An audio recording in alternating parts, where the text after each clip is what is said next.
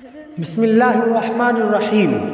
ناظرین کرام، آج ہم بات کرتے ہیں حضور پاک صلی اللہ علیہ وسلم کے حج اور عمرے کی تعداد کتنی ہے۔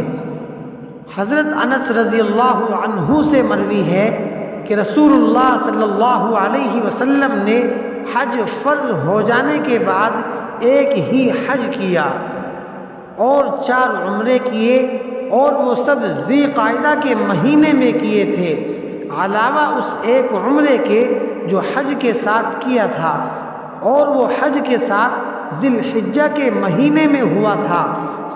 اور ان 4 عمروں کی تفصیل یہ ہے: حدیبیہ کا پہلا عمرہ سن 6 ہجری میں آپ صلی اللہ علیہ وسلم ذی قعدہ کے مہینے میں کرنے تشریف لے گئے۔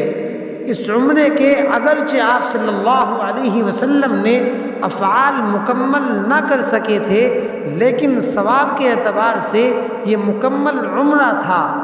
پھر دوسرے سال سن 7 ہجری میں اس کی قضا میں آپ صلی اللہ علیہ وسلم نے ذی قعدہ میں عمرہ کیا، اور تیسرا عمرہ سن 8 ہجری میں مقام جعرانہ سے آپ صلی اللہ علیہ وسلم نے کیا تھا، جہاں غزوہ حنین کی غنیمت آپ صلی اللہ علیہ وسلم نے تقسیم کی تھی، یہ بھی ذی قعدہ کے مہینے میں کیا تھا۔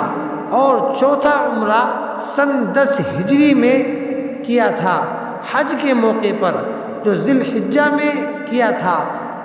اللہ تعالی ہم سب کو کہنے سننے سے زیادہ عمل کی توفیق عطا فرمائے۔ سبحان اللہ بحمدہ، سبحان اللہ العظیم۔